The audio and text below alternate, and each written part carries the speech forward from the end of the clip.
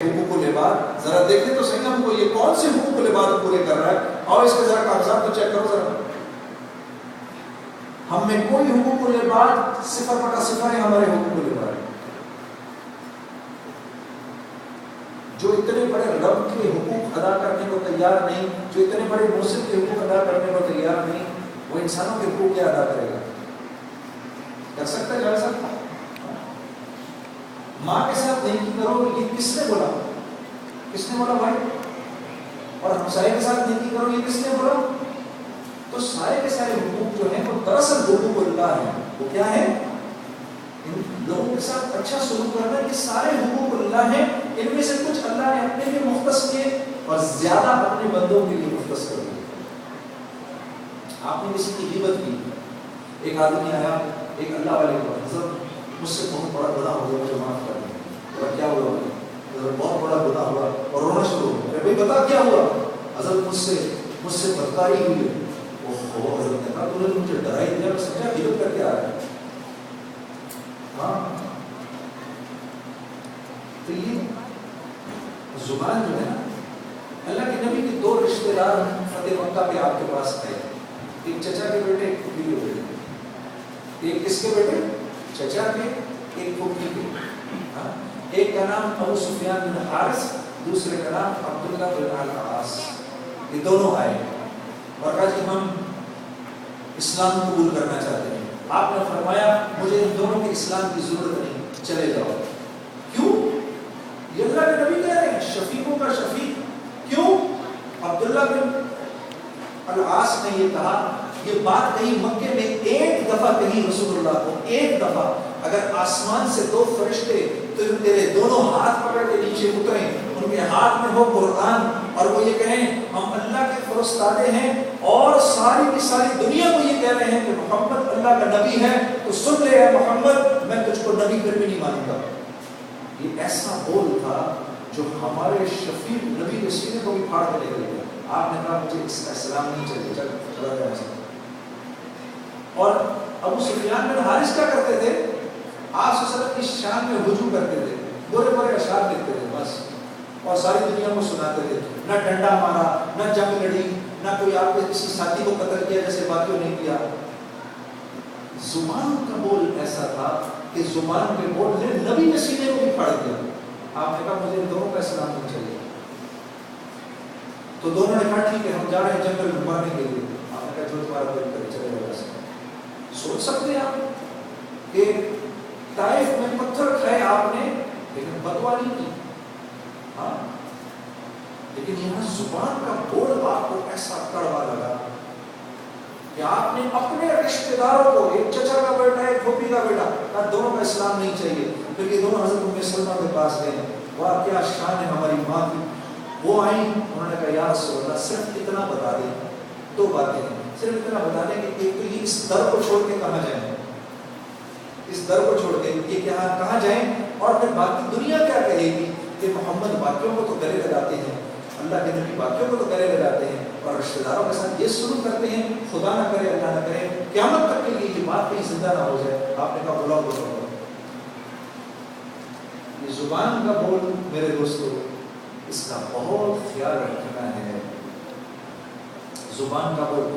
دین ہمیں کیا سکھاتا ہے؟ دین پر چلنا کیوں ہم کہتے ہیں ضروری ہے؟ دین پر چلنے کا مطلب ہے کہ ہم صابرین و شاکرین میں شامل ہو جائیں، لوگوں کی ہر کڑوی بات کو برداشت کر لیں، اور جو بھی ہمارا معاملہ ہو نا، انما حزنی انما بدی وحزنی اللہ، جو معاملہ ہو ہم اللہ کے سامنے رکھیں بس. یہ ہے دین. اس لیے دین پر چلنا ضروری ہے، ورنہ اور کوئی وجہ نہیں ہے، ورنہ تو غیر بھی چل ہی رہے. دین پر چلنا اس لیے ضروری ہے تاکہ لوگوں کی کڑوی کچلی برداشت کرنی آ جائے اور اپنا ہر معاملہ اللہ کے سامنے رکھنا آ جائے. یہ ہے دین. تو جو جس کی طبیعت میں یہ چیز جتنی آتی جائے گی وہ دنیا کے اندر بھی عزت والا بنتا جائے گا اور آسمان والا بھی عزت والا بنتا رہے گا. اس کے لیے اب دین سیکھنے کے راستے ہیں مختلف.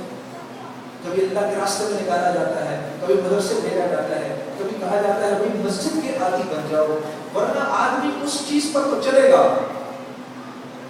جس پر چلنے سے نفس پر بوجھ نہیں پڑتا. لیکن اس پر نہیں چلے گا جس پر چلنے سے نفس پر بوجھ پڑتا ہے. کسی کے لیے نماز پڑھنی آسان ہے، وہ کاروبار میں بے ایمانی کرتا ہے، اس کا سارا کا سارا دین نماز ہے. اگر میں نماز تو پڑھتا ہوں، کاروبار کے اندر جو سیاست کرنا ہو کرتا ہے. کوئی کہتا ہے یار کاروبار میں چلنا معاملات زیادہ آسان ہے، معاملات اس کے لیے کاروبار میں چلنا ٹھیک ہے، نماز ایک پہاڑ ہے اس کے لیے. تو اس کا سارا دین جو ہے وہ کاروبار ہو گیا. اور جی یہ گاڑی والوں کو دیکھو، یہ نمازی ہے جی، نماز پڑھتے دغلی بےمانی کرتے. کیوں؟ وہ سارے کے سارے وہ کاروبار کو پورا دین سمجھ رہے ہیں. نہ یہ سیکھا ہوا نہ وہ سیکھا ہوا. جنید صاحب میں شراب بھی پیتا ہوں، نماز بھی پیتا ہوں، پڑھتا ہوں. میں کہا شاباش، رحمان بھی راضی، شیطان بھی راضی. کیوں سر؟ ہاں جی. اچھا دین کے ساتھ ساتھ دنیا بھی تو ضروری ہے.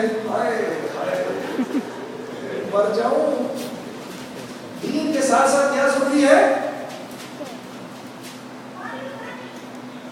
توبہ کرو، استغفار کرو، کچھ تو حیا کرو. کیا یہ محمد صلی اللہ علیہ وسلم کو کہہ سکتے ہو؟ سوچو ذرا. رسول اللہ کھڑے ہیں آپ کے سامنے، یا رسول اللہ دین کے ساتھ ساتھ دنیا بھی تو ضروری ہے. اس بات کا اصل مطلب پتہ ہے کیا ہے؟ گل میں مننی کوئی نہیں، کرنا میں کوئی جڑا من اندروں.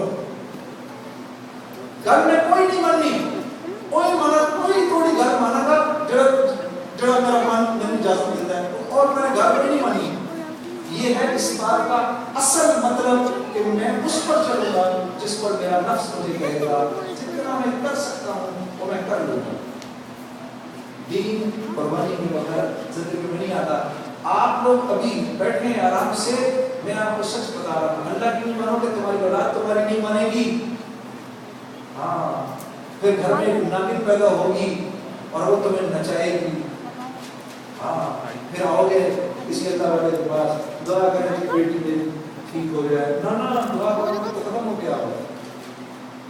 اب دعا کا وقت دیا، اب تو بھگتو میرے بچے، اب بھگتنے کا ٹائم ہے، اب تو بھگتو. ہاں جی. تینوں ایسے کیسز آتے ہیں ہمارے پاس. جب آپ اللہ کی نہیں مانیں گے، آپ کی اولاد آپ کی نہیں مانے گی.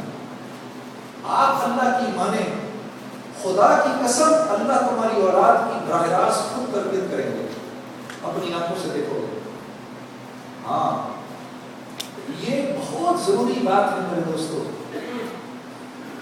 ہمارے بڑے پوچھتے نا ہم سے، کسی نے حضرت جی سے پوچھا، حضرت یہ باہر کے ملکوں میں دین کیا ہماری جماعتوں کی نقل و حرکت سے پھیلے گا؟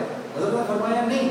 جب تمہاری جماعتیں باہر جائیں گی اور وہاں کے رہنے والوں پر محنت کریں گی، تو جب وہاں کے رہنے والے جو ہیں ان کا تعلق ہے غیروں کے ساتھ، تو جب وہ وہاں کے رہنے والوں کی زندگی بدلتے دیکھیں گے وہاں کے غیر، پھر وہ تاثر دیں گے اسلام کا، پھر ان کی زندگی میں اسلام آئے گا. تمہاری جماعتوں پہ جانے سے وہاں اسلام نہیں آئے گا. تو آپ کے اپنی ہاتھ میں، آپ کے اپنی مٹھی میں ہے پاکستان کے حالات، وہاں کے حالات، ادھر کے حالات، ادھر کے حالات. یہ باتیں کرنے کا کوئی فائدہ نہیں ہے. آپ اپنا بھی وقت ضائع کرتے ہیں اور دوسروں کا بھی وقت ضائع کرتے ہیں. سب چاہتے ہیں پاکستان کے حالات بدل جائیں، سب چاہتے ہیں نا. ہاں جی، آپ کھڑا کر کے بتاؤ اپنے حالات بدلنے کو کتنے تیار ہیں. آپ کا حال بدل گیا، سمجھ لو پورا پاکستان بدل گیا. آپ بدل گئے، پورا پاکستان بدل گیا. آپ نہیں بدلے تو جیسے آپ نہیں بدل رہے تو وہ بھی نہیں بدل رہے. تو وہ ٹھیک ہو جائے، میں پاؤں ٹھیک ہونا ہوں. جنید صاحب ہمارے بچوں کے لیے کچھ کریں، آپ کے لیے کچھ نہ کریں. آپ کا اپنے بارے میں کیا خیال ہے؟ جی، ہمارے بچوں کے لیے کچھ کریں. یہ بات سن بچہ میں اس کے لیے کیا کروں؟ یہ تو 5 منٹ میں بات سمجھ جاتا ہے. میری عمر کا آدمی نہیں سمجھ کے دیتا. حالانکہ درجے چھوٹے چنا چاہیے. ہاں جی وہ تو ٹھیک ہے، لیکن اللہ بڑا ہے. لیکن تو میرے عزیز دوستو، یہ بہت ضروری ہے کہ دین زندگی میں آئے. اللہ انشاءاللہ اخلاق بھی اچھے کر دیں گے، اللہ معاملات بھی اچھے کر دیں گے، اور ہو بھی رہے ہیں. یہاں سے جو پاکستانی بیچارہ ادھر آتا ہے پاکستان میں کاروبار کرنے کے لیے، میں دیکھتا ہوں ان میں سے کوئی ایک بھی ایسا نہیں ہے جو وہاں سے کما کے چلا جائے. سب بیچارے اپنا پیسہ لٹا کے آ جاتے ہیں. کیوں؟ کیونکہ یہاں آنے کے بعد آپ لوگ بھی گورو کی طرح ہو جاتے ہیں. آپ لوگ بھی ایکسپیکٹ کرتے ہیں ہمارے ساتھ کوئی بےایمانی نہیں کرے گا. وہاں کوئی بھاگ بیٹھے ہیں پیچھے، وہ آ کے آپ لوگوں کو لوٹ کاٹ کے فارغ کر دیتے ہیں. یہ اس بات کی دلیل ہے کہ آپ کی زندگی یہاں آگے بدل گئی.